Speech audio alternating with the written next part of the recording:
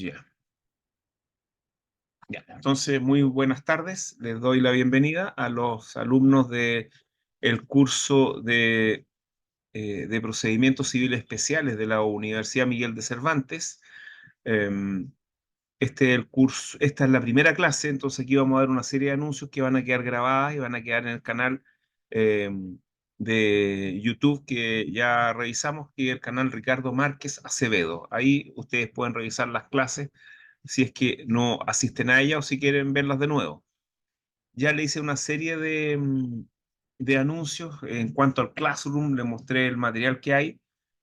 Ah, y la otra cosa es que la vía oficial de contacto van a ser dos. La vía oficial de contacto va a ser el Classroom, pero uno el Classroom generalmente no lo tiene en el celular o en el computador, no lo abre siempre. Entonces les recomendaría, les voy a mandar un mensaje.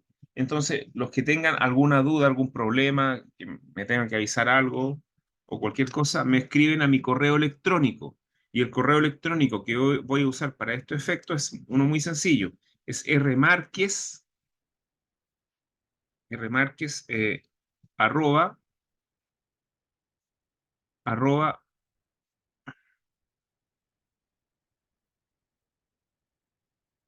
arroba ricardomarquez.cl. Ese va a ser el canal, ese va a ser el contacto, ese va a ser el contacto de correo electrónico, rmarquez arroba ricardomarquez.cl. ¿Ya? Ahí se los envío. Ahí está enviado. Ahí está el correo electrónico al cual se pueden dirigir. Yo les recomendaría que eh, se unan si quieren hacer, tienen alguna duda, si conversen entre ustedes y me van mandando los correos de varios, no de uno, porque imagínense, este es un grupo, este es un curso como de 40 alumnos, así que, o 30 parece. ¿Mm? Entonces ese va a ser el canal, rmarquez@ricardomarquez.cl. Eso no implica que no me puedan escribir al Classroom, también me pueden escribir al Classroom, pero yo no los voy a ver constantemente el Classroom. Seguramente el Classroom lo voy a estar viendo una vez o dos veces a la semana. En cambio, el correo lo reviso todos los días. Ok, em, las evaluaciones es lo que les interesa a los alumnos. Eh, Respecto a evaluaciones, ustedes saben que hay dos solemnes, una solemne es la solemne, la primera solemne, que es una parte de la materia, digamos que una prueba parcial. La segunda solemne es como un examen, como ustedes saben, el examen implica que es oral y que es acumulativo, y uno como profesor dispone de una prueba que es cátedra, la cátedra.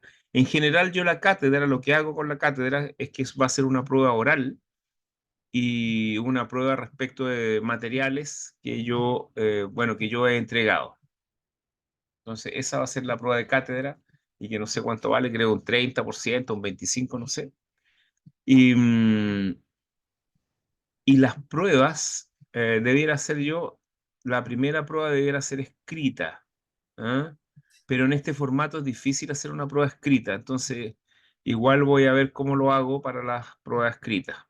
Pero la primera debiera ser escrita, la cátedra oral y el examen también oral, ¿ya? Así que así van a ser las evaluaciones. En cuanto a las pruebas, bueno, las pruebas en general me gusta hacerlas objetivas, pero objetivas no significa que que no haya algo que pensar, es decir, verdadero y falso, pero sin justificar las falsas, alternativas y los casos van con alternativas, ustedes van a seleccionar la alternativa, pero esa, esa, esa, esa pregunta obviamente es más compleja. ¿Mm? Y va a tener más puntaje. Como no, yo nunca le he hecho clase a ninguno de ustedes, tampoco saben cómo se desarrollan las clases y todo esto. Así que les voy a estar diciendo cómo va a ser todo. Todavía no he decidido la fórmula de la primera prueba, debiera ser escrita, porque eso tradicionalmente es así. La cátedra, eso sí que va a ser, perdón, la prueba intermedia, que no es cátedra, Esa va a ser, esa va a ser oral, ¿ah? Y respecto de los, de los materiales que le entregué, ¿ya? Ya, ¿alguna duda, alguna pregunta antes de empezar con todo esto? Disculpe, profesor, ¿las pruebas son Dígame. presenciales o virtuales? ¿Las pruebas van a ser presencial o Ya, virtual? buena pregunta, no sé todavía, porque eso tendría que hablarlo con la directora. Porque hasta el año pasado hice yo pruebas presenciales, sí, hice pruebas presenciales, pero sí, presencial, o sea, es decir, tratemos de que las pruebas sean presenciales, ¿ya? Me acuerdo que lo oral fue por Zoom y fue por, pero más que nada se la hice por suma a personas que tenían problemas para llegar a la universidad. Y tengo entendido también de que la universidad está cerrada los días viernes a esta hora. Por lo tanto, yo me acuerdo que las pruebas que hice las hice otro día que no correspondía al día viernes. Así que yo voy a tratar de que sean presenciales porque siempre es mejor que sea presencial a que sea online y que lo online, la evaluación online sea solamente excepcional, como le digo, para personas que no tengan dificultades para acceder a la universidad, al centro. Eso, Muchas gracias, profesor. ¿ya? ¿Y alguna otra duda? ¿Consulta?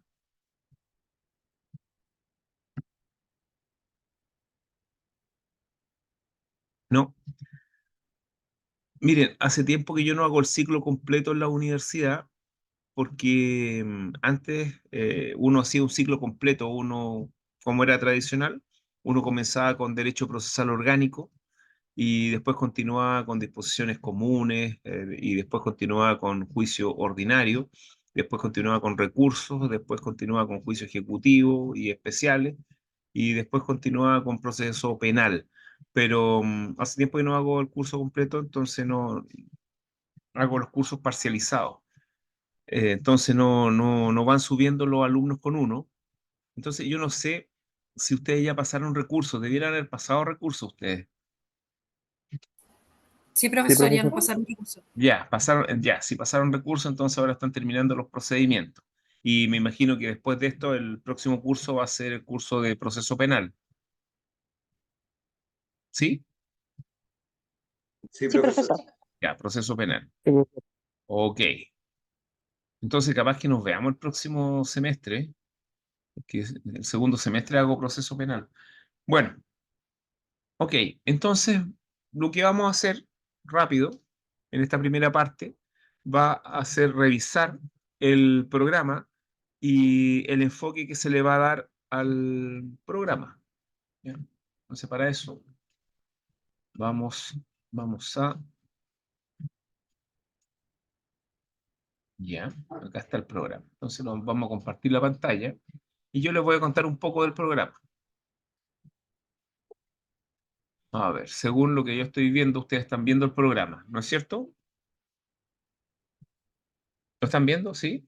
Sí, profesor. Si sube, Sí, ¿está profesor. subiendo bien? Ya, listo. Ya, miren, este curso se llama Procedimientos Civiles Especiales. ¿Por qué? Porque tiene los procedimientos civiles especiales, especial en relación a qué, al juicio ordinario, que es el juicio que ya vieron hace 2 semestres.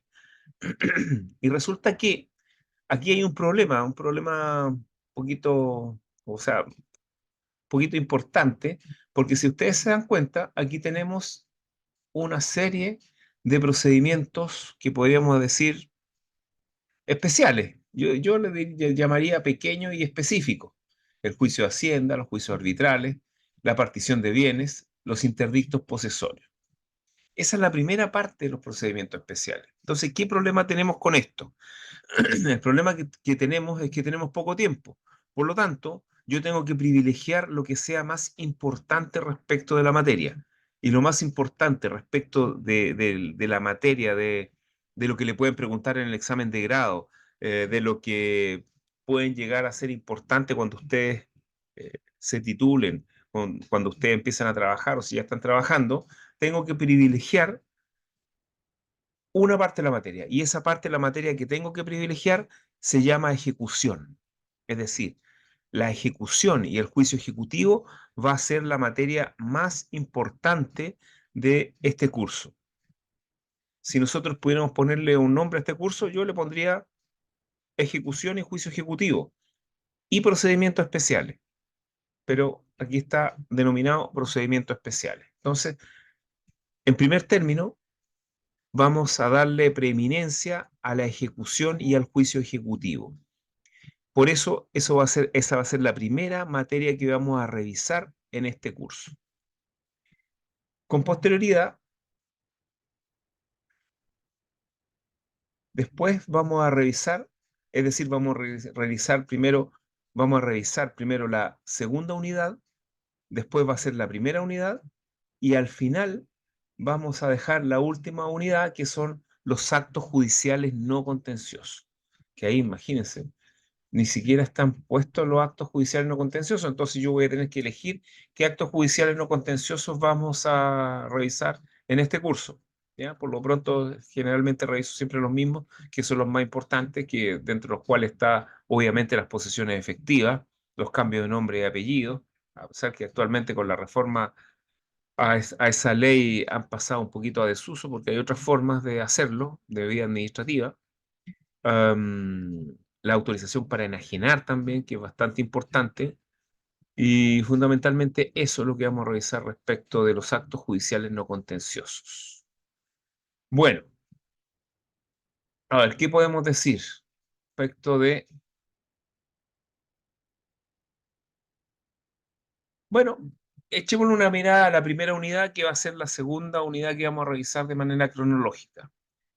Bueno, la primera unidad efectivamente tiene juicios que son juicios o procedimientos, mejor dicho, son especiales y bastante específicos. El juicio de Hacienda, vamos a revisarlo en su momento, que realmente no es un procedimiento especial, sino que son normas aplicadas a los procedimientos en los cuales el fisco tiene interés. ¿Quién es el fisco? Ustedes ya saben que el fisco es la cara patrimonial del Estado. Cada vez que el Estado tiene que actuar patrimonialmente, bueno, es el fisco el que actúa. Y en el juicio de Hacienda existen normas vinculadas a la ejecución de las demandas contra el fisco en los procedimientos civiles, incluso hasta en los procedimientos penales. También hay normas que cambian el procedimiento en ciertos procedimientos normales, cuando el fisco es demandante o el fisco es demandado, que tiene ciertas prerrogativas. Pero ahí vamos a ver lo que es el juicio de Hacienda. Después tenemos los juicios arbitrales. Los juicios arbitrales son bastante importantes los juicios arbitrales. ¿Por qué razón? Porque dentro de los juicios arbitrales existe un juicio bien importante, que es el juicio de partición, que es un juicio en que podríamos decir que quizás nadie o ningún abogado se va a ver ajeno, ya sea de manera profesional o de manera personal, porque las particiones o el juicio particional se produce en los casos de copropiedad. Y los casos de copropiedad más importantes son los casos de la copropiedad que se conforma después de el fallecimiento de el dueño de una propiedad singular, una propiedad poseída de la cual es dueño solamente una persona. Se produce entonces eh, a propósito de la sucesión, se produce una copropiedad hereditaria. Y que la única forma de partirla, si es que no hay una voluntad de común acuerdo, es a través de un juicio arbitral. ¿Ah? También el juicio arbitral es importante porque existe la posibilidad de que las partes, ciertas partes, o las partes en general, saquen de la justicia ordinaria ciertos juicios, pero para eso también hay que tener una voluntad en común, hay que llegar a un consenso al respecto, salvo en los juicios particionales y en ciertos juicios de arbitraje forzoso, que ya los vamos a indicar en su momento, que son como las partes más importantes de esto. También vamos a ir recomendando libros y material a medida que va avanzando el curso. Aquí yo ahí vi un libro bastante nuevo sobre los juicios arbitrales. Bueno, la partición de bienes es un juicio arbitral especial, al cual ya me referí, que digamos que es el juicio arbitral más importante. Después vienen los interdictos posesorios y yo en esta primera clase ya voy a hacer el anuncio que los interdictos posesorios no los voy a preguntar, ¿ya? Les voy a pasar el material, pero no los voy a preguntar porque encuentro que es demasiado específico y de todas formas los vamos a explicar, pero no los voy a preguntar porque tengo que concentrarme en lo que es realmente importante. ¿Ok? Ya. Entonces, bueno, lo que nos va voy a ir la tercera unidad, que va a ser la tercera unidad en revisar en el curso, que va a ser los actos judiciales no contenciosos. Y aquí hay algo, voy a sacar un poco, dejar de compartir pantalla. Em, bueno, aquí respecto de los actos judiciales no contenciosos, ustedes si revisan el Código de Procedimiento Civil, se van a dar cuenta que existen tres libros, que va de lo general a lo particular. El primer libro es las disposiciones comunes a todo procedimiento, un libro sumamente importante, porque como lo dicen, son las disposiciones comunes a todo procedimiento, sin importar su naturaleza. Es decir, si la reglamentación de este libro no se encuentra desarrollado en un código especial, como por ejemplo el Código Procesal Penal, que no regula las notificaciones al detalle, como sí las regula el Código de Procedimiento Civil, supletoriamente debe aplicarse el Código de Procedimiento Civil. Por eso es tan importante este libro primero del Código de Procedimiento Civil. Bueno, después vamos al libro segundo, que es muy sencillo. El libro segundo es el juicio ordinario de mayor cuantía, y este es un juicio declarativo, y es ordinario porque también es supletorio, también resulta ser supletorio a cualquier otro procedimiento, incluso al procedimiento penal si no tiene reglas especiales al respecto, o al procedimiento laboral, etcétera. Por eso es tan importante los dos primeros libros. Después tenemos un libro tercero, que es un libro bastante interesante, que es el libro que vamos a revisar este año, este semestre, que es el libro de los juicios especiales o procedimientos especiales. Y este libro empieza con el juicio ejecutivo, que es lo que vamos a revisar en este curso, principalmente. Pero después viene el libro cuarto. Y el libro cuarto es un libro que en donde realmente, o que realmente ustedes, es un libro un tanto ajeno al procedimiento civil. ¿Por qué razón? Porque trata de la competencia no contenciosa de los juzgados civiles. ¿Qué significa no contenciosa? Significa competencia donde los juzgados no ejercen jurisdicción. ¿Y qué significa esto? Significa que los juzgados civiles actúan como órganos de la administración en este aspecto, como podría actuar el Servicio de Impuesto Interno, la Contraloría, el Registro Civil, etcétera. Es decir, esta competencia es un poquito ajena a lo que podrían ser los juzgados civiles. Ahora, ¿por qué tienen esta competencia que no es jurisdiccional los juzgados civiles? Por una razón histórica y de desarrollo de la burocracia en Chile, burocracia como aparato administrativo del Estado. Em, el, eh, bueno, los tribunales siempre han existido en Chile, en todo país normal existen tribunales, juzgados, y, pero no siempre han existido órganos de la administración encargados de ciertos actos. Como por ejemplo, no siempre en Chile existió el registro civil. El registro civil es fruto de reformas de fines del siglo XIX en Chile, 1881, etcétera. Y de ahí para adelante. Antes no existía el registro civil, entonces, ¿quién se encargaba, por ejemplo, de las posesiones efectivas? Los tribunales, los juzgados civiles. Entonces, esa es la razón de que ciertos actos que son propios de la administración del Estado para dar certeza sobre ciertas situaciones hayan sido entregados primero a los juzgados civiles porque eran el órgano administrativo, o sea, pertenece a la administración, pertenece al Estado, ¿no? Quizás no a la administración del Estado, pero sí pertenece al Estado, porque son parte del Poder Judicial, pero están repartidos en todo Chile. Entonces, a ellos se acudió en un primer momento antes de que existiera el desarrollo de la burocracia estatal en Chile. Por eso está este libro cuarto del Código de Procedimiento Civil. De hecho, así como esta competencia que no es contenciosa, que no es propia de un tribunal, se le entrega mediante el Código de Procedimiento Civil, así también se le puede sacar.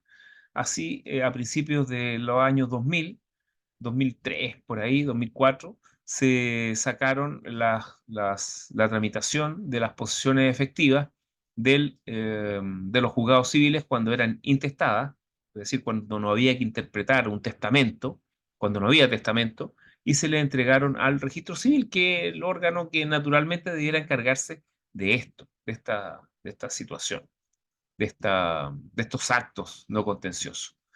Em, bueno, y como les digo, ya vienen quedando bien pocos actos no contenciosos que realmente son importantes, que están en el Código de Procedimiento Civil. Dentro de ellos, si bien están regulados en una ley especial, la tramitación está en el Código de Procedimiento Civil. Está la ley de cambio de nombres y apellidos, que como ya les dije, ha sido modificada y actualmente uno puede cambiarse los apellidos invirtiéndolos mediante un trámite administrativo, no tener que ir a un tribunal, a un juzgado realmente. Pero sí existen ciertas materias que son bien trascendentes y que son, por ejemplo, la enajenación de los bienes inmuebles cuando en estos bienes son propietarios o tienen derechos incapaces que sean mayores de edad. Entonces, en este caso hay que acudir a los juzgados civiles mediante el procedimiento que ahí aparece. También hay un libro sobre estos actos judiciales no contenciosos que en su momento también les voy a pasar parte de ese libro para que ustedes lo revisen, pero es un libro muy sencillo que trató de abarcar quizás mucho y tiene muy poca profundidad, pero bueno, es algo que los puede guiar en estos actos judiciales no contenciosos. Esta autorización para no enajenar entonces también es regida por las normas del Código de Procedimiento Civil. Y bueno, y las posiciones efectivas, pues las posiciones efectivas también son reguladas por el Código de Procedimiento Civil, pero cuando son testadas, es decir, cuando la persona, el causante, dejó un testamento que debe ser interpretado por un juzgado civil. Bueno, ¿alguna duda hasta ahora? ¿Algo que me quieran decir? Ustedes pueden levantar la mano. No sé si usan ustedes habitualmente esta plataforma.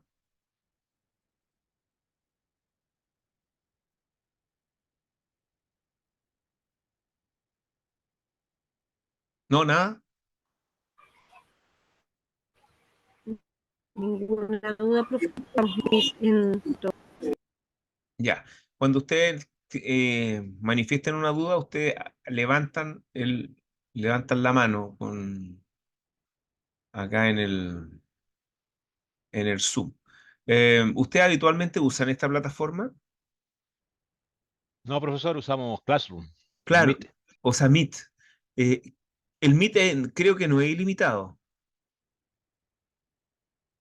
porque el Meet es de Google, de Gmail. No, hoy no, profesor, hoy dura un momento y después se Claro, corta. ese es el problema, que el Meet tiene ese problema que dura un cierto tiempo y creo que tampoco permite mucha Sí, gente, que participa mucha gente, profesor, ¿sí? disculpe, pero el Meet de la universidad ¿Mm? a través de los correos alumni no tiene tiempo. Nosotros lo Ah, ya, usamos para ya, reunirnos, para estudiar y no tiene ya, tiempo. ya. Pero solamente a través de los correos alumni. Ah, ya, ok.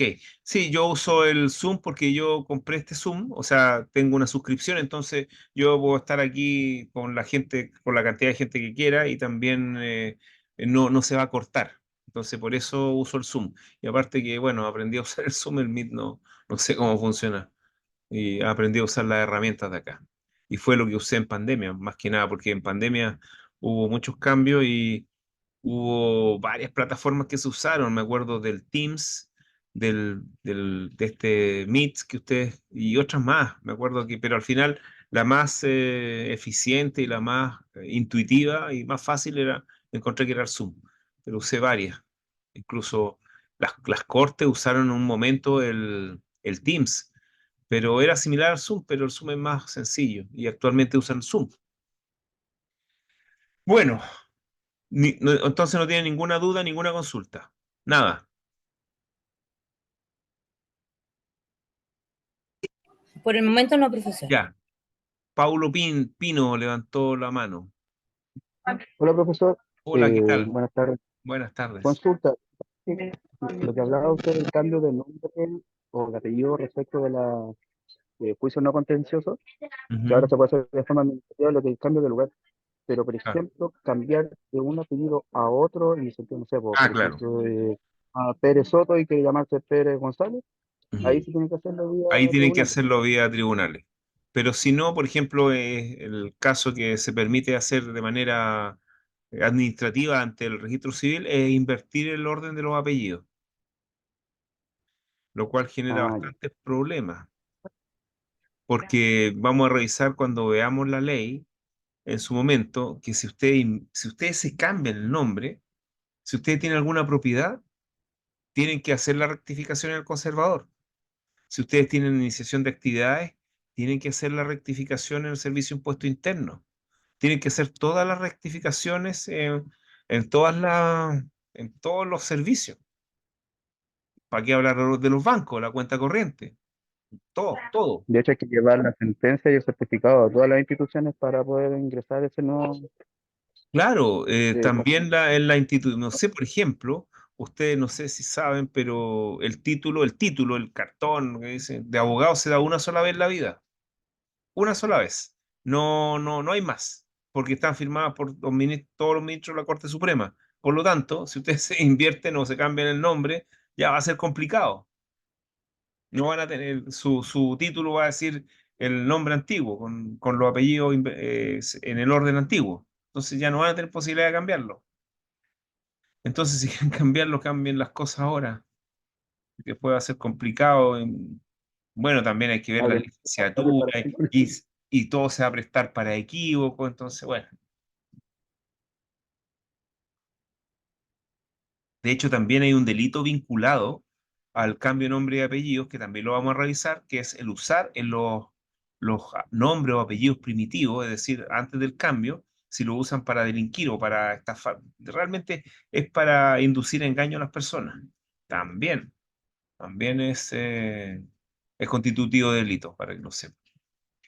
Bueno, bueno, lo que nos va a ocupar todo este tiempo es entonces la ejecución. ¿Por qué hablo de ejecución y no de juicio ejecutivo? Realmente yo debiera hablar de la ejecución civil y no del juicio ejecutivo, porque la ejecución civil es más que el juicio ejecutivo.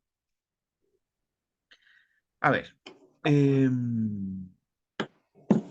¿se acuerdan cuando ustedes vieron cuando ustedes vieron en derecho procesal orgánico los momentos jurisdiccionales? ¿Se acuerdan? Sí, profesor. Ya, los momentos jurisdiccionales son, La ejecución de ejecutar los juzgados. ya, son, primero, conocer, Conocer. juzgar y ejecutar, ¿no es cierto? Ya. Bueno, el conocer y el juzgar, ustedes ya lo han revisado en los otros cursos de derecho procesal. Lo que vamos a ver ahora es la ejecución. Bueno, el conocer, ustedes saben que implica primero escuchar a las partes y después, que han sido las partes escuchadas, que las partes puedan rendir la prueba. Eso, en el momento del conocimiento se producen estas actividades procesales. Escuchar a las partes, el juez escucha a las partes y las partes rinden su prueba. En el juzgar, el juez de manera imparcial, eh, cesando ya la actividad de las partes, va a dictar una sentencia que va a resolver el asunto controvertido. Ese es el momento de juzgar. Ahora, el ejecutar se va a dar cuando la sentencia o el equivalente jurisdiccional haya producido cosa juzgada. ¿Y qué cosa juzgada en este caso? Bueno, la cosa juzgada tiene dos dimensiones. La cosa juzgada, la excepción de cosa juzgada, que esa generalmente se utiliza para impedir la apertura de otro proceso con triple identidad o defenderse de otro proceso que tenga triple identidad. Pero lo que se, lo que se, lo que se va a hacer cuando se ejecuta es, lo que se va a hacer cuando se ejecuta es realmente, ustedes se van a dar cuenta de que la ejecución, hay una ejecución que es jurisdiccional y una ejecución que no es jurisdiccional. Entonces, lo que vamos a ver nosotros en este curso es la ejecución jurisdiccional. ¿Qué significa eso? Significa que existen ciertas ejecuciones en donde no se ejerce la jurisdicción, que son generalmente algunas sentencias constitutivas. Por ejemplo, la sentencia que declara un divorcio, la sentencia que declara la filiación respecto de un padre o madre, la sentencia que declara, por ejemplo, o que declara el dominio respecto de alguna propiedad, de algún inmueble. Son todas sentencias declarativas. ¿En qué sentido? En el sentido del cumplimiento. Son declarativas, pero porque constituyen una situación nueva. Pero la ejecución de estas no es jurisdiccional. ¿Por qué no es jurisdiccional? Porque no se abre una etapa nueva jurisdiccional donde va a haber conocimiento, juzgamiento y ejecución. Todo.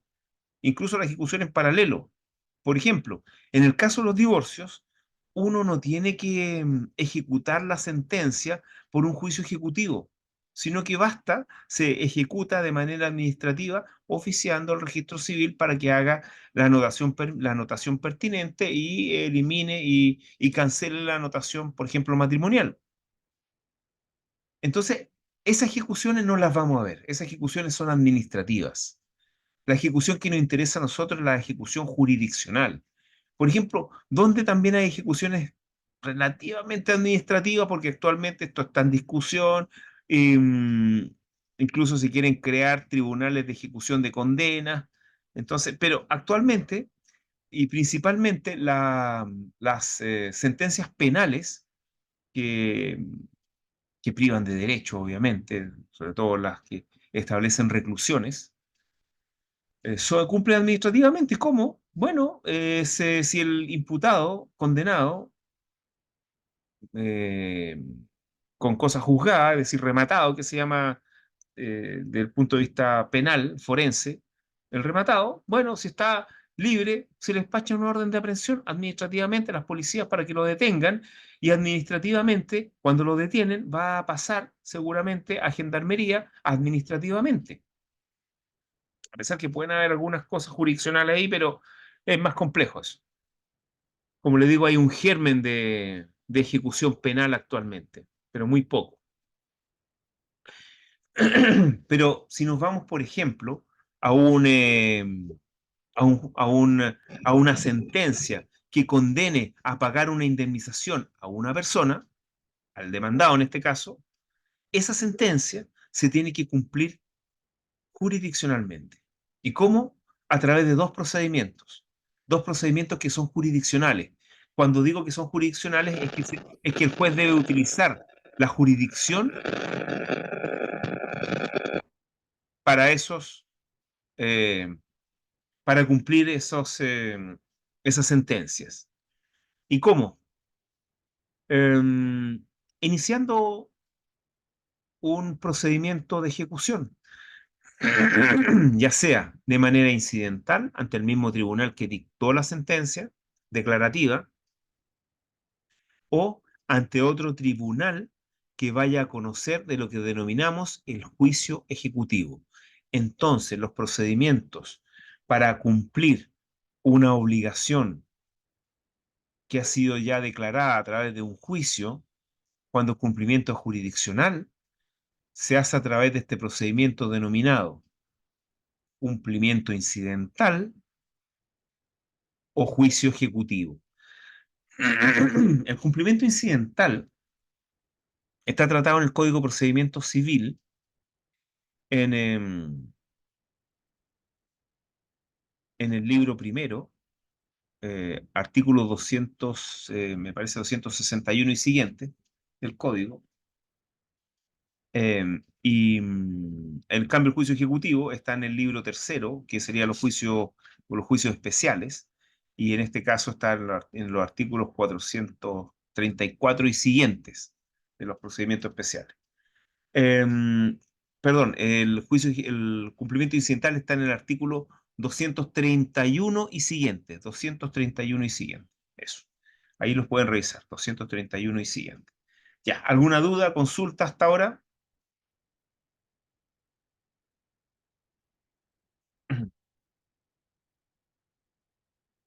¿No? No, profesor. Ya. Miren, yo les voy a pedir que a medida que nosotros vamos avanzando en la materia, ustedes vayan leyendo el material base, guía que les mandé, ¿ya? Para que podamos hacer la clase más, no tan que yo les diga cosas y como que estoy hablando haciendo un monólogo, sino que ustedes ya ven algunas cosas y puedan asaltarle algunas dudas, porque tradicionalmente, normalmente cuando uno tiene dudas es cuando uno ha estudiado o ya sabe del tema. Por eso surgen dudas. ¿Cuál profesor abrimos el material que nos envió? ¿El que mostró delante? Sí. ¿Lo vio? Porque lo podemos repetir, porque eso no quedó grabado. Lo voy a compartir la pantalla, a ver. Porque eso no quedó grabado, entonces vamos a ver que quede grabado. Ya, entonces nos vamos a meter al Classroom y voy a compartir la pantalla. Ahí está. Ahí estoy compartiendo la pantalla. Aquí está el Classroom y aquí hay una serie de materiales que mandé, de los cuales el material que es la base del curso y el corazón del curso es este, ejecución y juicio ejecutivo. Este, ¿ya? De hecho, lo vamos a abrir también. A ver si lo puedo abrir. ¿Lo están viendo o no? ¿Se abrió? Sí, profesor. Sí, profesor, sí. Sí, profesor. Ya, entonces aquí ustedes, los procedimientos ejecutivos. ¿Se dan cuenta? La estructura, ahí está la estructura. Primero vamos a empezar por el cumplimiento de las resoluciones judiciales, que es principalmente lo que les señalé como cumplimiento incidental, ¿no? Y después vamos a revisar el juicio ejecutivo de obligación de dar. Ahí vamos a ir viendo los juicios ejecutivos. Son 3 juicios ejecutivos y ahí les voy a decir cuál es el más importante, que es el juicio ejecutivo de obligación de dar. ¿Ya?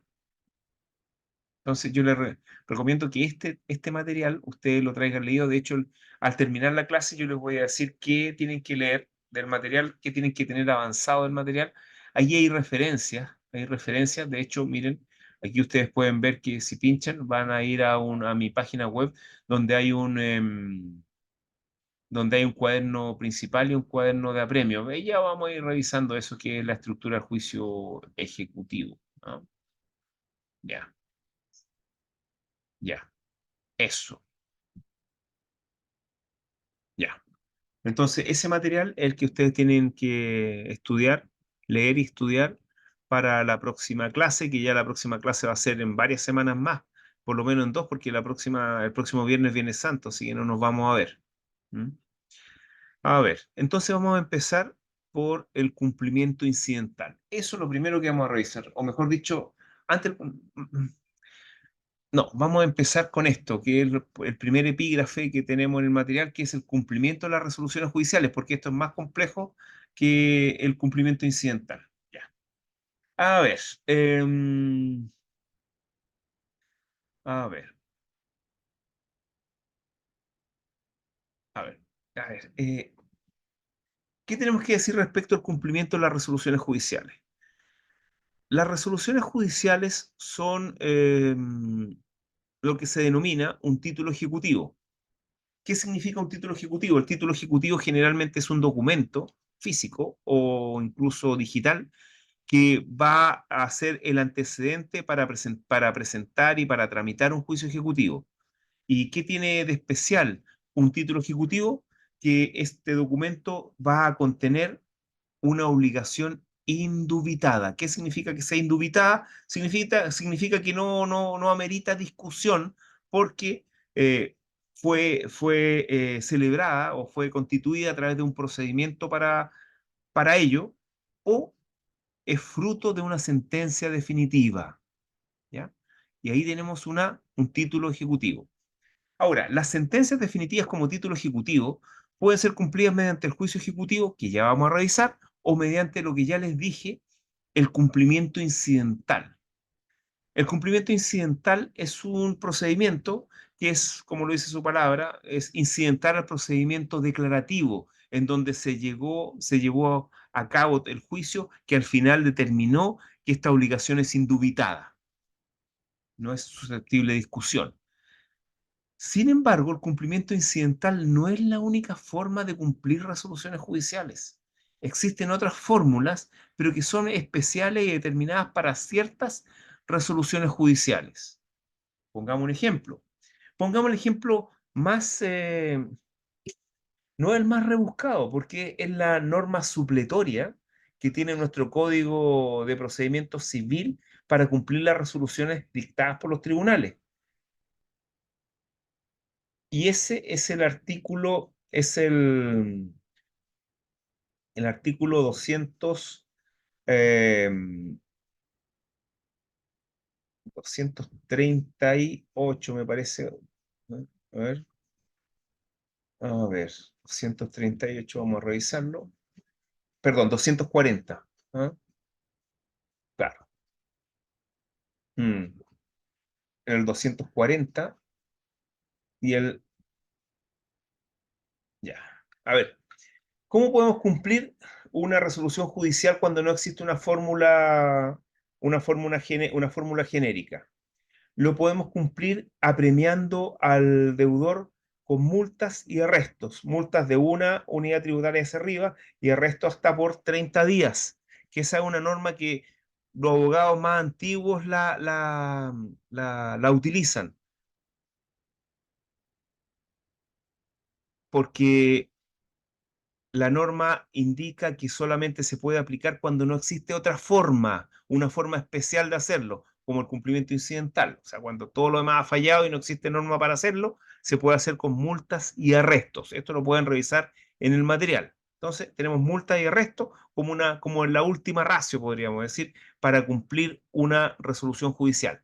También uno puede hacer cumplir una resolución judicial eh, iniciando un proceso penal, porque ustedes han de saber que las resoluciones judiciales no son invitación, no son digamos, el juez y el Estado no nos invita a cumplir las resoluciones judiciales, sino que la ordena su cumplimiento.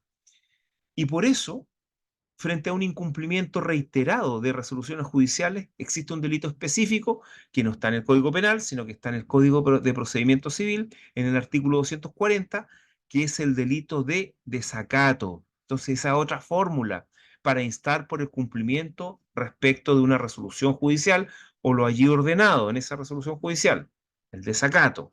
Pero también es específico porque tienen que existir ciertos componentes para que haya desacato. Específicamente y principalmente se trata de conductas, más que de cuestiones pecuniarias. Son conductas que generalmente están prohibidas hacer o están ordenadas a hacer y no se hacen de forma reiterada. Ese es un delito de desacato.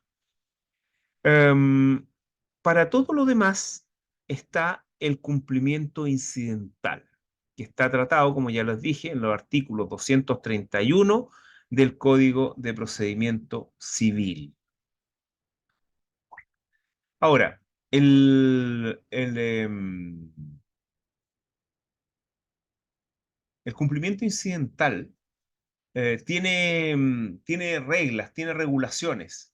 eh, y veamos el cumplimiento incidental. Para empezar, el cumplimiento incidental no es, o podríamos decir que se encuentra avalado por la norma, por la regla de la ejecución y también por la regla general de la extensión. ¿Se acuerdan cuando ustedes vieron las reglas generales de la competencia? Bueno, la regla general de la extensión dice que el tribunal que es competente para conocer del asunto principal también va a ser competente para conocer de todos los accesorios, ¿no es cierto? Y dentro de los accesorios está el cumplimiento. Pero hay una norma especial una regla general, pero especial para el cumplimiento, que es la regla de la ejecución, que dice que y una regla bien importante para saber qué tribunal tiene que cumplir con las resoluciones judiciales, porque la puede dictar un tribunal de primera o de única instancia, y después esto puede ser revisado por la Corte de Apelaciones o por la Corte Suprema, ya sea por recursos de apelación o por recursos de casaciones. Entonces, estamos frente a la duda de, al final, ¿cuál es el tribunal que va a ejecutar la resolución que quedó ejecutoriada?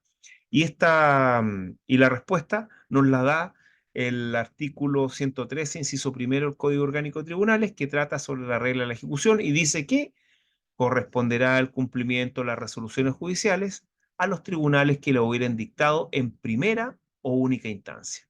Primera o única instancia. Esos son los tribunales de cumplimiento civil en Chile, dados por esta regla general de la ejecución. Entonces, de ahí proviene todo.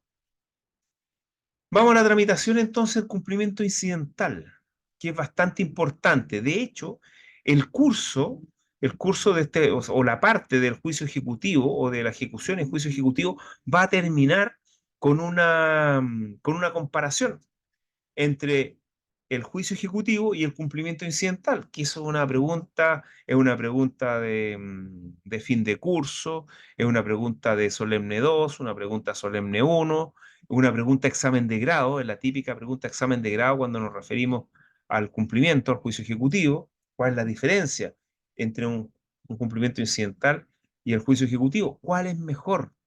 ¿Mm? Y eso ustedes ya, cuando terminemos esto, ya lo van a saber cuál es mejor. Bueno, empecemos con la tramitación. Esto está en la página 7 del material. Sería bueno, porque como yo les doy un material, que ustedes lo vayan glosando. No tienen para qué andar escribiendo, tomando apuntes. Mejor lo glosan y ponen las cosas nuevas que yo agregue del material. Bueno, aquí todo es bastante reglamentario, como lo es siempre en derecho procesal. Primero, como ya les dije, el procedimiento está normado en el artículo 231 y siguientes, y eso está en el libro primero del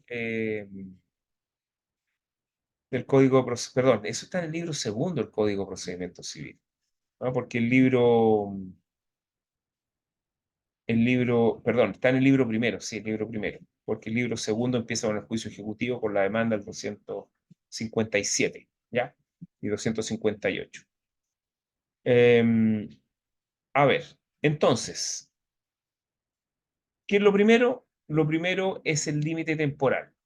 El cumplimiento incidental se puede solicitar dentro del plazo de un año desde que quede ejecutoriada la sentencia. Desde ese momento ustedes pueden solicitar el cumplimiento incidental. Un año. Parece harto, pero a veces se hace poco ese año, porque uno maneja muchos juicios. Entonces, dentro del plazo de un año que queda ejecutoriada la sentencia, por razones obvias. En segundo lugar, este procedimiento se llama cumplimiento incidental con citación. De hecho, los escritos que uno presenta pidiendo cumplimiento incidental dice, en la suma va a decir cumplimiento incidental con citación. ¿Por qué? Porque el procedimiento es el procedimiento propio de los incidentes. Y en este caso, todos sabemos que cuando uno promueve un incidente, hay un plazo de 3 días para hacer objeciones. Y en este caso, el plazo es de 3 días y por eso se lo denomina concitación. Entonces, el cumplimiento incidental va a ser hecho con citación. Esto también significa, en tercer lugar, esto significa que el plazo de oposición para el cumplimiento incidental van a ser 3 días, porque es concitación. Ahora, hay un plazo que es mayor, que es de 10 días cuando el cumplimiento incidental se quiere plantear respecto a un tercero, que puede ocurrir. Como en los incidentes, obviamente, hay que notificar de esta petición más la resolución que se pronuncia sobre la petición de este cumplimiento incidental. Y aquí hay una diferencia con los incidentes, porque la notificación del cumplimiento incidental es por cédula. Debe ser notificada por cédula. Obviamente que también puede ser notificada personal por razones obvias. Ustedes deben recordar de su curso de disposiciones comunes que una de las situaciones en las cuales procede La notificación personal es en todo caso, porque es la más perfecta. Todo se puede notificar, entonces, personalmente. ¿Ya? Todo se puede notificar personalmente. Ya. Entonces hay 3 días. La pregunta es, ¿y a quién notificamos el cumplimiento incidental? ¿Alguien me la podría responder?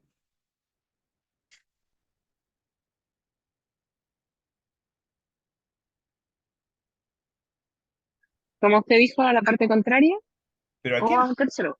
¿A quién? Quiere que se cumpla una indemnización y ¿a quién va a notificar? ¿A quién ¿A quién debe pagar? a la parte? No, pues a quien está obligado a pagar, a cumplir con la obligación. Imaginémonos que demandamos a la Coca-Cola. Entonces ganamos el juicio porque un camión de esa empresa atropelló a un cliente de uno. ¿A quién le va a notificar usted el cumplimiento incidental? Al representante legal. El representante legal. No. ¿No? Oh, No. ¿en serio? No. ¿A No, quién? si ya hubo juicio, este es un cumplimiento incidental. ¿A quién está oponiendo? Al representante. ¿A quién está oponiendo las excepciones? No, sé, pues lo que no está cumpliendo el cumplimiento. ¿A quién le notifica usted, por ejemplo, la interlocutoria de prueba? Al abogado patrocinante. Ya. Bueno, realmente no al abogado, realmente se le notifica, ¿a quién se le notifica en general de la resolución en los juicios? Después de la primera notificación, que siempre hace el personal. ¿A quién? ¿A quién se notifica? Esto es interesante. A las partes. ¿Ah? A las partes. Realmente, ¿pero a qué parte? ¿A la Coca-Cola? ¿Al gerente general de la Coca-Cola? Al gerente general de la Coca-Cola. Estamos mal. Sí, parece. Estamos mal, pésimo. Yo creo que no entendemos su pregunta, profesor. Sí, yo creo que es esa. No, porque es súper ¿No? sencilla. ¿A quién ¿A quién le notifican la interlocutoria de prueba? A la persona que está pidiendo que le paguen. La interlocutoria de prueba, ni siquiera A la persona que... Ya, perdón. No, insisto, es lo mismo que dije al principio. La persona que pone excepciones, o sea, me imagino que... ¿Qué tiene que ver las excepciones con la interlocutoria de prueba? ¿Qué tiene que ver las Ay, no excepciones sé, con la ya interlocutoria de prueba? me confundí entera, estaba confundida. Ya miren, les voy a contestar, esto es bastante sencillo y también es importante que lo sepan.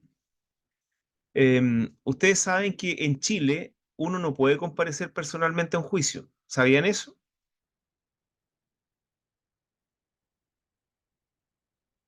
El sistema no está hecho para que uno comparezca personalmente al juicio. ¿Ah? Con la ley de Justamente. comparecencia en juicio de 18 años Efectivamente. Entonces, ¿cómo se tiene que comparecer al juicio? ¿Le puede levantar la mano para que no escuchemos? Con patrocinio, profesor. debidamente representado.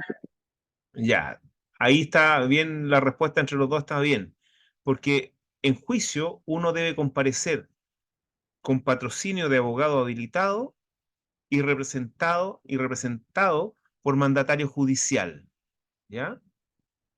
El patrocinio es diferente al mandato. Espero que sepan la diferencia. Entonces, mi pregunta, si no se puede comparecer personalmente, entonces ambas partes, demandante y demandado, va a tener abogado y mandatario judicial, o sea, patrocinante y mandatario judicial. ¿Por qué se confunden muchas veces? Porque el abogado puede ser tanto patrocinante como mandatario, por eso se confunden estas figuras en una persona, pero ejercen funciones diversas en el juicio. Entonces, la pregunta es, ¿a quién vamos a notificar la interlocutoria de prueba?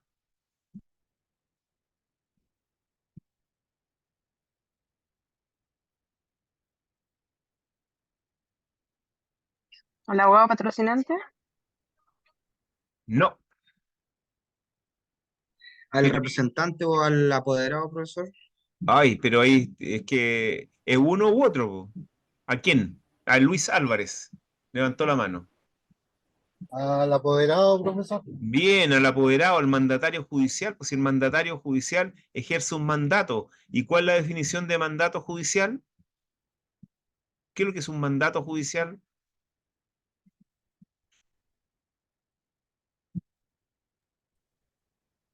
Es un contrato mandato mediante judicial, el cual una parte confía la representación en Encomienda a otra juicio persona. a un mandatario. El mandante confía la representación en juicio al mandatario, a otra persona que es el mandatario judicial, por cuenta y riesgo del mandante. Entonces, don Luis Álvarez va a decir algo. ¿O le bajo la mano? Ya, no, bájeme la mano. ya No, le bajé la mano. gracias. Entonces, el cumplimiento incidental, ¿a quién se lo notificamos? Al mandatario judicial, dijo usted. Bien, al mandatario judicial, efectivamente. De hecho, existen normas en el Código de Procedimiento Civil, específicamente el 6 y el 7 del Código de Procedimiento Civil, que indican que una vez que ya hay mandatario judicial, con él deben entenderse todas las actuaciones del juicio, salvo excepciones. ¿Ya? Así que el mandatario judicial, muchas veces, a veces se notifica ciertas sentencias, uno tiende a notificar ciertas sentencias a la parte y no al mandatario judicial porque cree que existe no existe una buena... a ver, espera un poquito. Ya, parece que había una manifestación. No sé qué están manifestando ahora. Bueno, entonces todo se debe entender con el mandatario judicial, pero uno tiende a veces, cuando no ve reacción en la parte contraria, en el demandado, tiende a notificar, de repente dice, ¿no será que el abogado que ejerce mandatario judicial no le estará contando a la parte lo que está pasando? Entonces, por ejemplo, el juicio de arriendo, a veces, ¿qué pasa? Que no reacciona, ¿no será que el abogado no le ha contado que ya lo van a desalojar? Entonces uno tendería a notificarle ciertas resoluciones a la parte para que se sepa de qué está pasando. Bueno, frente a eso, una vez yo hice eso, notificarle porque algo estaba pasando, no había reacción de la parte. Y bueno, ¿y saben lo que pasó? El abogado de la otra parte lo que hizo fue presentó un recurso, una queja disciplinaria contra el receptor, porque la ley obligaba a notificarlo a él y no a la parte. Entonces, fue una cuestión bien y un incidente de nulidad y más cosas. Pero desde que se tiene apoderado, en el juicio debe notificarse al apoderado. Ahora, si no tiene apoderado, si no se está defendiendo, hay que notificar a la parte nomás, no queda otra. Pero recuerden, siempre al apoderado, porque él está representando a la parte en el juicio, porque tiene ciertos conocimientos técnicos que lo convierten en mandatario judicial. Pues uno como mandatario judicial le notifican la sentencia, entonces frente a eso uno sabe qué hacer. ¿Y el patrocinio para qué sirve? Para defender en juicios. Pero sea más específico, porque ¿qué significa? La señorita Roxana levantó la mano. A ver. Profesor, es que la levanté muy tarde, profesor. Me quedé pegada con lo que estaba mencionando. O sea, que cuando yo estoy en un juicio de lanzamiento, Sí. ¿cierto? Sí. En una acción de lanzamiento. Sí. Yo tengo que solicitar que notifiquen al apoderado de la persona que yo voy a lanzar.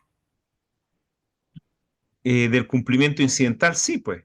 Ahora, del lanzamiento, obviamente, hay que hacerlo a la persona que está en la casa. Pero sí, ¿no? Sí, por eso me causó extrañeza, porque el receptor judicial va al domicilio que va a ser desalojado. Sí, pero entonces, eso es otra cosa. a quien notifica es a la... Eso es otra cosa, eso no es una notificación, eso es una actuación judicial. Es una actuación de lanzamiento. Otra cosa. Entonces, ya, Sí. perfecto. Muchas gracias, me enredé. Muchas gracias. Don Luis Álvarez levantó la mano. Sí, era justamente para clarificar eso. Es que mi compañera está confundiendo el incidente con la sentencia definitiva. Con el cumplimiento propiamente tal, justamente. Claro. Pero ahí nos vamos a dar cuenta de que esa notificación del cumplimiento incidental va a producir como un juicio pequeño que tiene forma de incidente. Ahí vamos a ver eso. ¿Y el patrocinio para qué sirve entonces? ¿O no sirve para nada? ¿Para qué hay abogados patrocinantes. Si el mandatario podría hacerlo todo. No, porque el mandatario solamente representa y el abogado es el que defiende. Ya, pero defiende, sea más específico. ¿Cómo defiende? A ver. Profesor, el Sí. patrocinio es una facultad para representarlo en juicio. No, es que es el mandato. Profesor, El mandato es para representar ¿el en juicio. patrocinio es para constituir poder en la causa al abogado que va a defender? No, el Para poder, que el después poder pueda es para delegar. representar. El poder es para representar. Para defender todas las pretensiones en juicio No, ante pero tribunal superior. pero ¿qué significa defender? Don Luis. Bueno, el patrocinio, primero que todo, tiene que otorgarlo un abogado habilitado para el ejercicio del derecho. Pueden haber más apoderados en una causa, Ya, pero pero ¿qué hace el abogado? Señorita Angélica, ¿qué hace el abogado?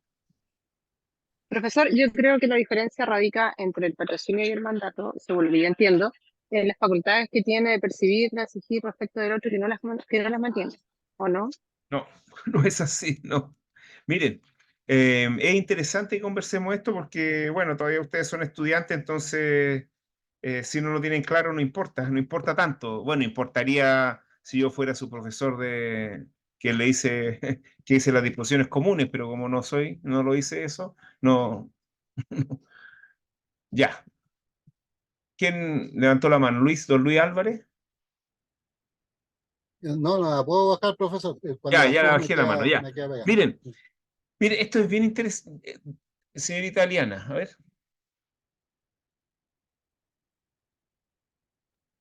¿Va a decir algo? Profesor, ¿Ya? el patrocinio es sí, del patrocinio es un contrato entre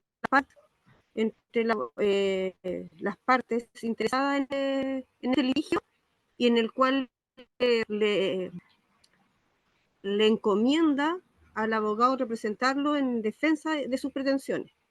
No, la representación es mandato. ¿Ya? Patrocinio no es representación. Se lo digo de inmediato. Miren, vamos a dilucidar esto mire, si encontrara el audio. Ahí, ¿se acuerdan que, no sé si fue en pandemia o incluso antes, circulaban unos audios por YouTube o que les mandaban a uno al WhatsApp, donde habían varios encontrones entre jueces y jueza y abogados? ¿Se acuerdan de eso? ¿Se acuerdan del problema de la corbata? Que ahí fue, Ah, claro, sí. yo creo que la jueza tenía razón, pero fue mal llevada la discusión, porque ella entró a discutir, siendo que ella era la jueza. Los jueces no discuten, los jueces deciden. ¿M? Los jueces solamente deciden, nada más que eso.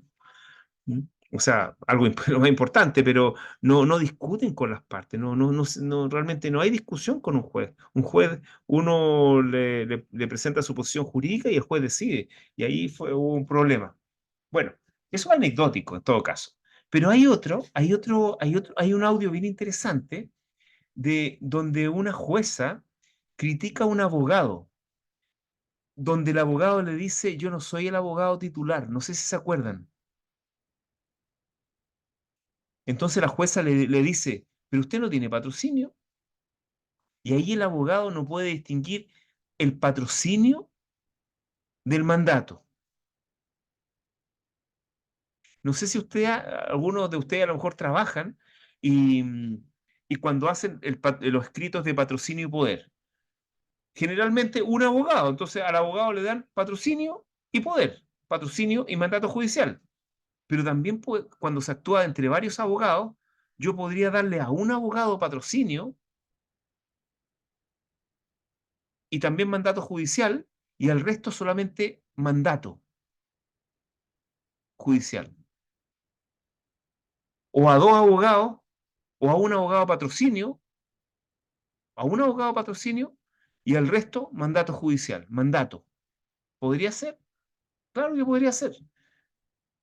Lo que pasa, y por eso la jueza le echaba en cara al abogado que él, bueno, ¿era abogado o no era abogado? ¿Tenía patrocinio o no tenía patrocinio?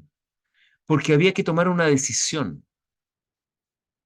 La decisión era si llegar a un acuerdo o no.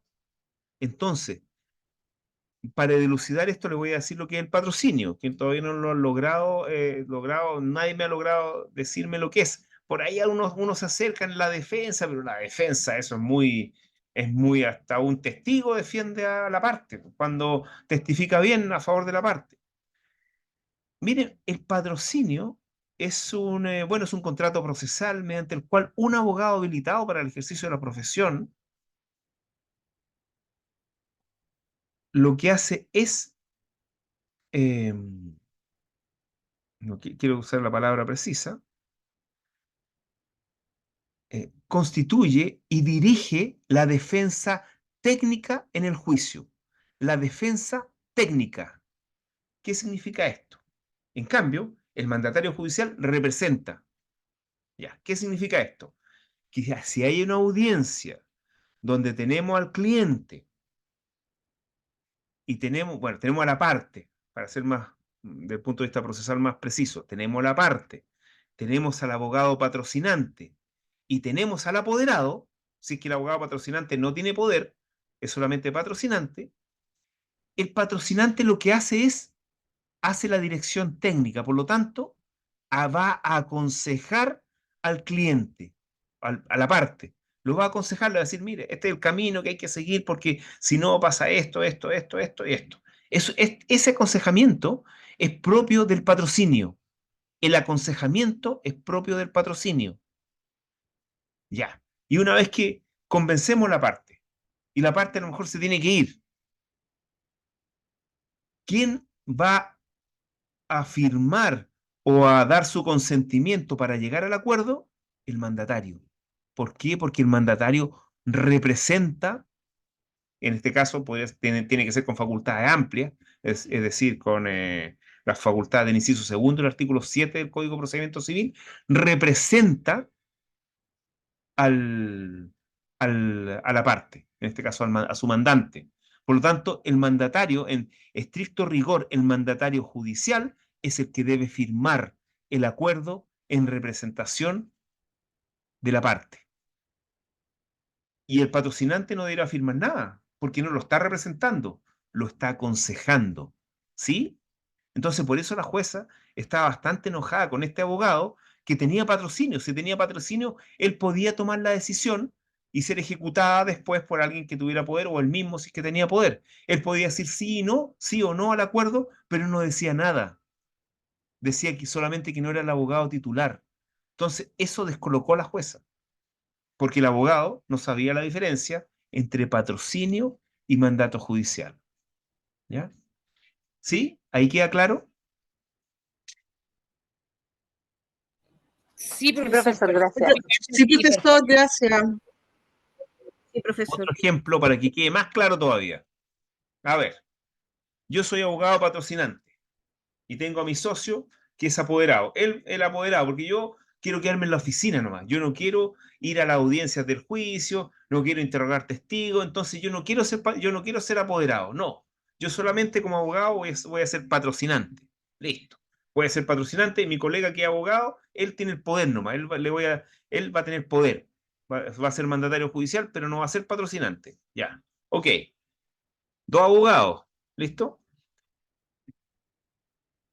Cuando llegue la notificación de la sentencia a la oficina, ¿a quién van a notificar?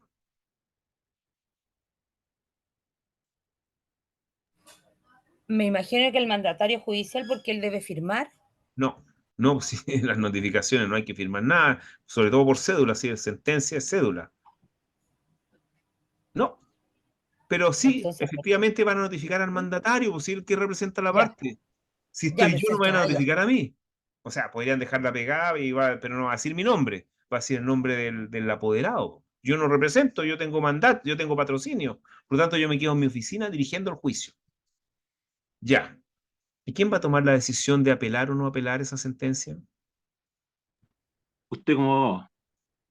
¿Yo como qué? No, o sea, usted que El tiene patrocinante. el patrocinio. Sí. Yo como patrocinante, efectivamente, yo como patrocinante voy a tomar la decisión, ¿sabes qué? Esto se apela.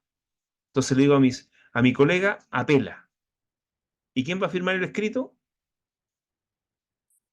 El mandatario. El mandatario, pues si representa la parte. ¿Ven? Pero yo tomo la decisión. Ya. Espero que le haya quedado claro, porque esta es pregunta de examen de grado. ¿Ya? No en este curso, pero sí en el examen de grado. No es pregunta de este curso, pero sí en el examen de grado.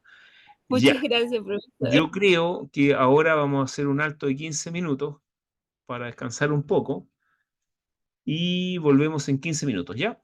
15 minutos. Desde ahora, ya entonces. Listo. Nos vemos.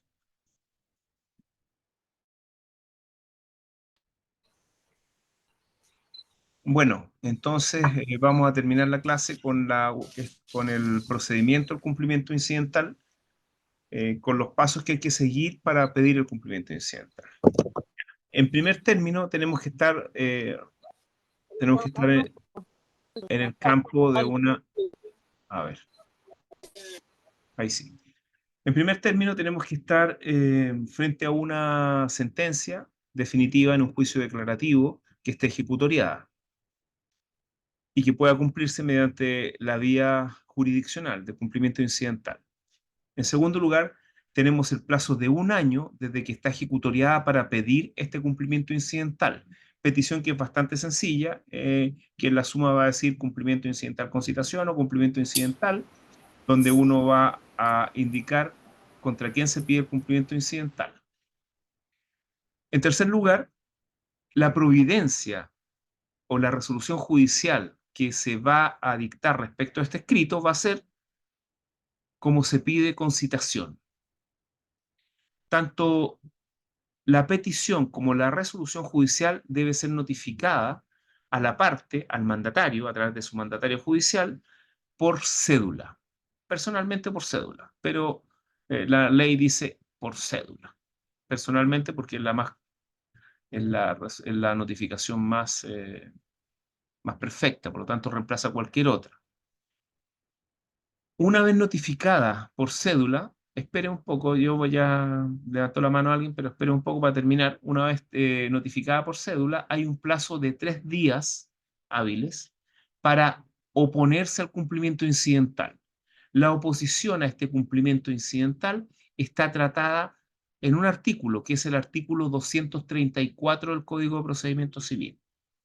Esta oposición va a ser tramitada conforme a las reglas de los incidentes. Es decir, frente a esta oposición se va a dar un probatorio de 8 días y luego de esto se va a resolver la oposición. Lo que se resuelva, si se rechaza la oposición, va a ser obviamente apelable, razones genéricas, generales, va a ser porque es una sentencia interlocutoria la que resuelve esta excepción, esta defensa, va a ser apelable en el solo efecto devolutivo.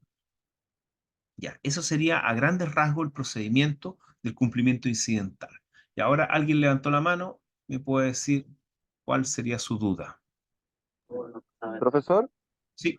la notificación se hace por cédula porque se entiende que ya en su momento del juicio fue notificado personalmente la contraria. Más que nada, se hace por cédula porque los tribunales han estimado de que es una resolución tan importante que tiene que haber constancia de que hay una notificación. Y dice notifíquese por cédula. Muchas gracias, profesor. Claro, porque imagínense que se notificara por el Estado Diario, sería terrible. Uno tendría que estar atento, a pesar que ahora ya no es tanto, pero antes sí era tanto, porque había que ir al tribunal para ver si realmente había había que ver el Estado Diario. Ahora no, el Estado Diario uno lo puede ver desde su oficina, incluso a uno le llega un correo con el Estado Diario de todas sus causas. Es súper fácil actualmente. Ya. ¿Qué otra duda más?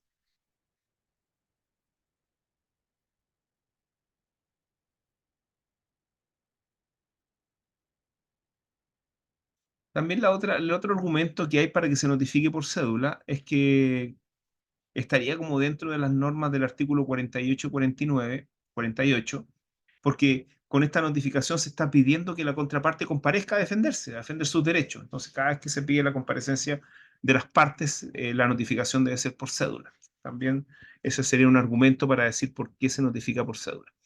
Ya. ¿Otra duda, consulta? No. No, profesor. ¿No? No, por mi parte. Ya, miren. En la página 8 del material, ustedes se van a dar cuenta de que están las excepciones que están en el 234. Respecto del cumplimiento incidental, solamente esas excepciones se pueden hacer valer para oponerse al cumplimiento incidental.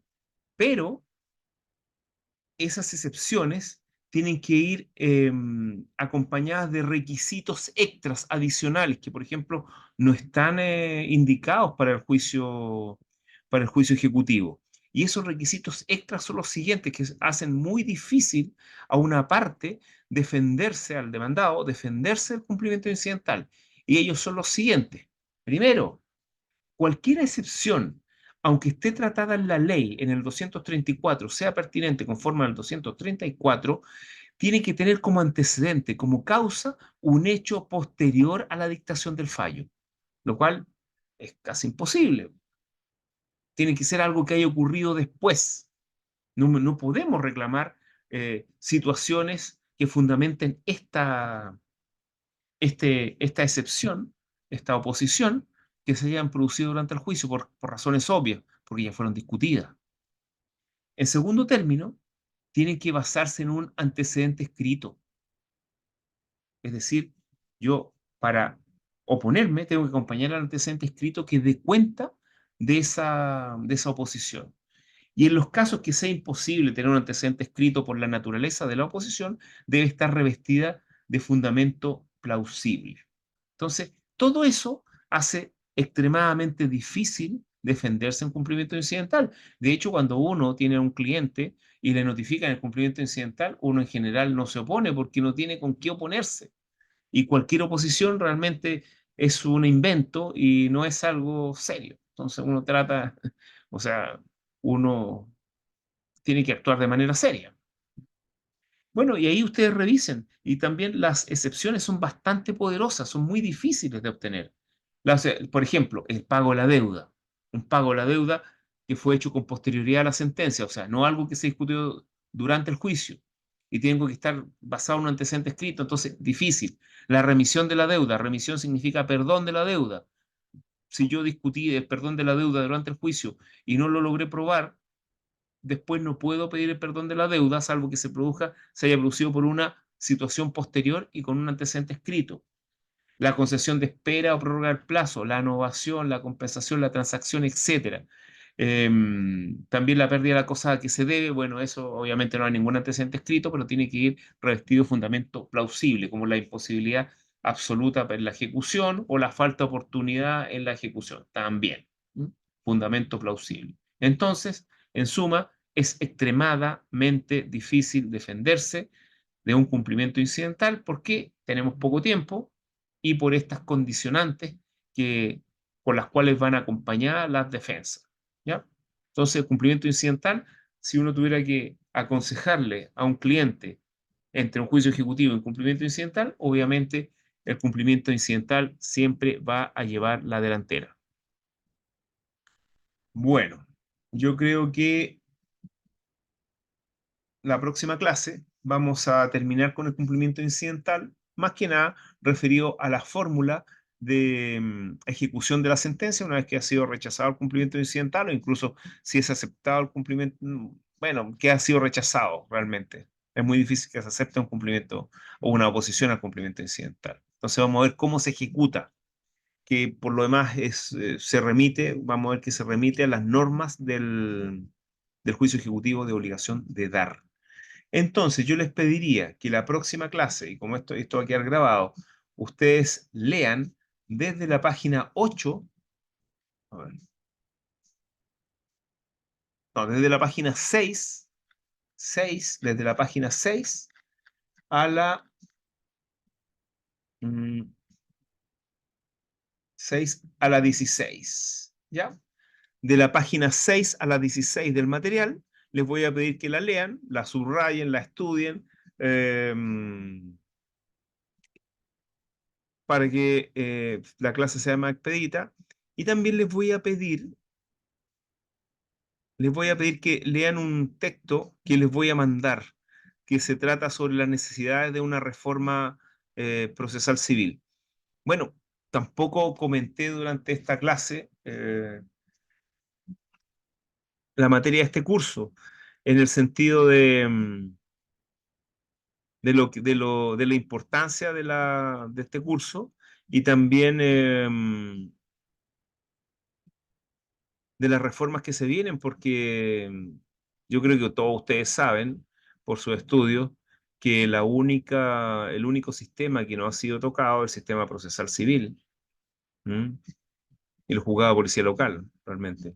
Son los sistemas que no han sido tocados. Entonces, frente a esa situación, ustedes han de saber que hay un proyecto en tramitación en la Cámara de Diputados, en el Poder Legislativo en general, mandado por el presidente Piñera el año 2012, donde se está tramitando un nuevo código procesal civil, no procedimiento, procesal civil, similar al código procesal penal. Pero este código procesal civil va a ser mucho más importante que el procesal penal por el libro primero, que son las disposiciones generales a todo procedimiento, o comunes, se llaman disposiciones generales. Entonces, esas disposiciones generales van a influenciar el resto de los procedimientos.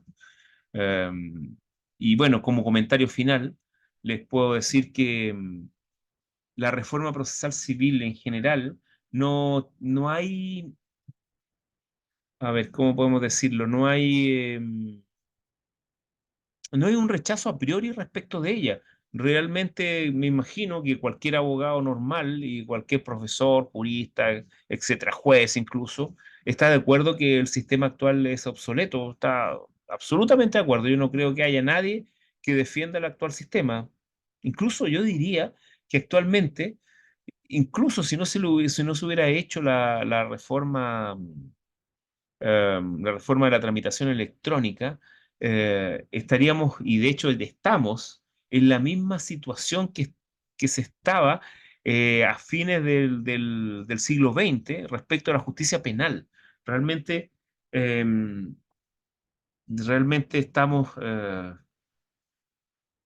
en una etapa terminal de la justicia civil, porque no es una justicia que ni siquiera estamos hablando de una justicia del siglo XX, estamos hablando de una justicia fácil del siglo XVI, totalmente escrita, em, con trámites que son realmente un poco, eh, algunos trámites vacíos, algunos trámites que no sirven para nada, algunos trámites que tienen buena intención, como la conciliación, pero que en definitiva no es un trámite em, que sirva al término del proceso por una vía alternativa, por un método autocompositivo. Eh, en la etapa en que está planteada la conciliación en el actual procedimiento, es una etapa muy primaria. Cuando recién se inicia un juicio, es muy difícil que después de la etapa de discusión las partes vayan a llegar a algún acuerdo. Bueno, que tenga la posibilidad de llegar a un acuerdo, la intención de llegar a un acuerdo, y que el juez pueda, en cierta medida, presionar un acuerdo por razones obvias. Bueno, el demandante va a querer llegar a un acuerdo siempre, porque sabe que por delante tienen años de juicio. El demandado, qué, eh, qué interés va a tener de llegar a un acuerdo si sabe que hay años de juicio de por medio y que el demandante en cualquier momento se le puede caer? O puede pelear con su cliente, con su representado, y abandonar el juicio más de 6 meses, etcétera. Pueden pasar muchas cosas. Entonces, el demandante, en cierta medida, no tiene interés en una etapa tan inicial de llegar a un acuerdo. Si la conciliación, por ejemplo, fuera planteada después de la citación y sentencia y antes de que se dicte el fallo, quizás podría ser más interesante, porque ya están todas las cartas vistas.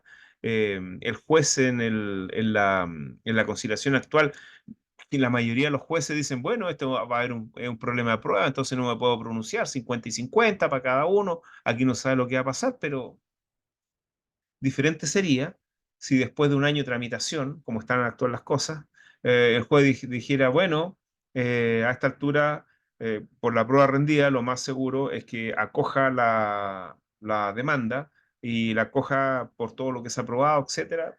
Y en ese caso sería un buen antecedente para que el demandado llegara a algún acuerdo. Pero bueno, así están las cosas actualmente. Y mi comentario final se refería a lo siguiente, de que si bien hay, hay conciencia por una parte y por otra parte también podríamos hablar de eh, un acuerdo, de un consenso en que debe haber una reforma profunda a la justicia civil. Por otra parte, hay dos temas que que generan un, ¿cómo podríamos decir? Genera un escollo muy grande para avanzar en la reforma procesal civil, aparte de el escollo político, de que no hay voluntad política para estos, hay voluntad para otras cosas, quizás. Mire, yo creo que hubiera habido menos esfuerzos, quizá ¿cuánto? Un 2% del esfuerzo que se hizo en reformar la Constitución bastaría para haber reformado el sistema procesal civil. 2%, nada. ¿Ah? Tanto intelectual como de gasto, etcétera. Pero bueno, no existe la voluntad política, pero existe otro problema, que jurídicamente hay dos temas en los cuales los juristas y también las autoridades políticas no están de acuerdo y que generan otro escollo para avanzar en un código procesal civil. Y uno lo estamos viendo este año, en este curso, que es la ejecución. Hay problemas con la ejecución. La Corte Suprema no quiere el sistema que establece el proyecto. El proyecto establece oficiales de ejecución. Es decir, unas personas con una designación pública que son remunerados por los interesados para que lleven a cargo una ejecución que no sea reclamada jurídicamente. Es decir, como ocurre con el 80 o 90% de los juicios ejecutivos. Ahí hay un artículo sobre las causas basura, que también les voy a pedir que lean todos los artículos, porque tienen 3 páginas, para que conversemos de esto. Pero un escollo es la ejecución. La Corte Suprema y una parte podríamos decir, de la doctrina o de los juristas, yo creo que los juristas no quieren eso, pero la Corte Suprema quiere tribunales de cobranza civil, quiere crear más tribunales, más puestos de trabajo. Y quizás con la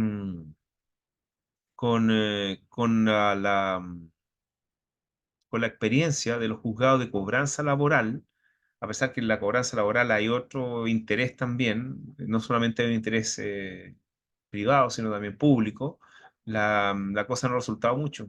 Hay ciertos juzgados que están atochados, no cumplen con sus labores, no son expeditos, las resoluciones también no es trabajo judicial el que se hace, etcétera. Entonces, un problema lo vamos a conversar en estas clases, el problema de la ejecución en Chile.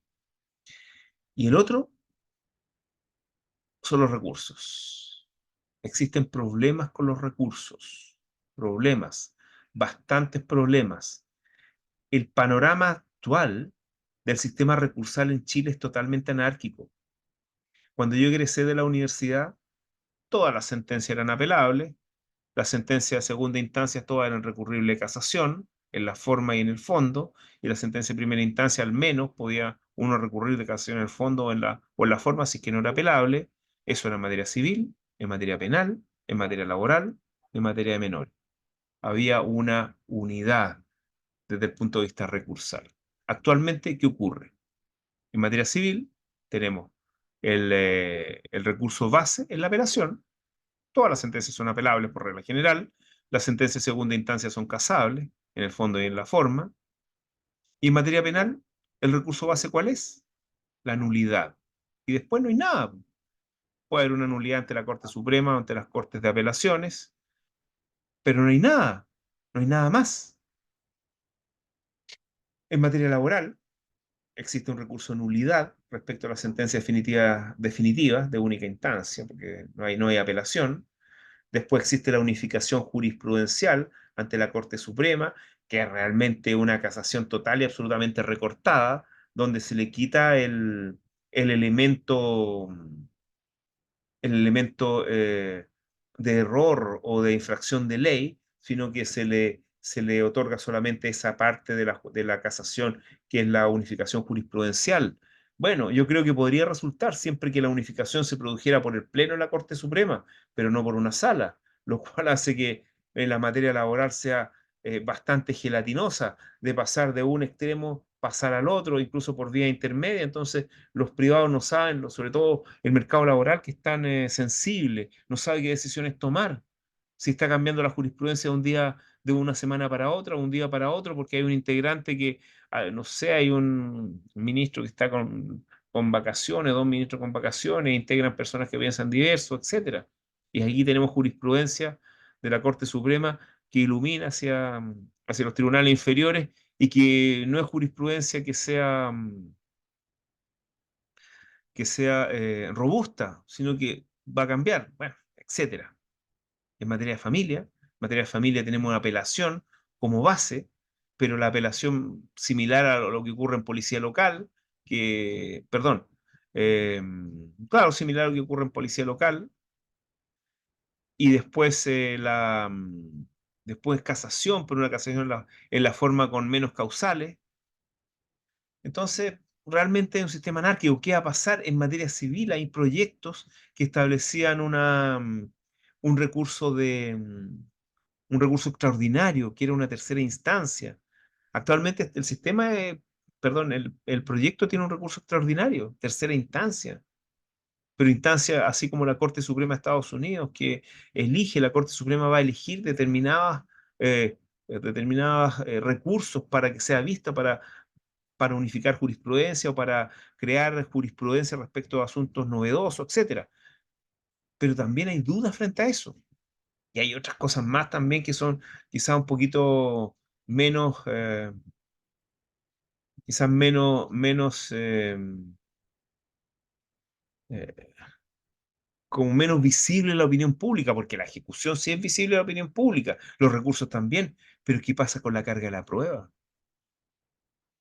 También el Código Procesal Civil establece un sistema de facilitación de pruebas, que no son cargas dinámicas, sino que es facilitación, es decir, en algún momento, cuando se recibe la causa prueba, que el juez diga, ¿sabe? Aquí voy a invertir la carga de la prueba. Voy a cambiar el 1698. Y ahora usted, como demandado, usted va a tener que probar que es inocente. Interesante. Claro, en casos excepcionales. ¿En qué casos excepcionales? En casos excepcionales en que el demandado está conformado por una persona jurídica compleja, con todos los medios de prueba a su disposición y que obviamente no los va a mostrar, etcétera. Entonces, para mostrar los medios de prueba, tiene que defenderse. Y ahí son casos que quizás vamos a conversar durante la próxima clase o clases que vengan cuando veamos ciertos temas, porque siempre en cada una de las clases vamos a tratar de poner un tema novedoso en el tapete ahí para discutir, ¿ah? Para conversar más que discutir, para conversar. Ya, entonces como dicen por ahí, con esto me despido. Y nos estaríamos viendo la semana subsiguiente, que sería ya en abril, parece el 5 de abril o el 4 de abril. ¿Ya? Nos vemos. Que estén muy bien. Voy a subir este video a lo mejor hoy día mismo y va a quedar disponible mañana, desde mañana a las 12 del día. ¿Ya? Que estén muy bien. Gracias, profesor. Buenas noches. Es que no tienen nada que decirme. Bueno, profesor. Chao. Hasta luego, profesor. Buenas noches. Buenas Muchas noches. gracias, profesor.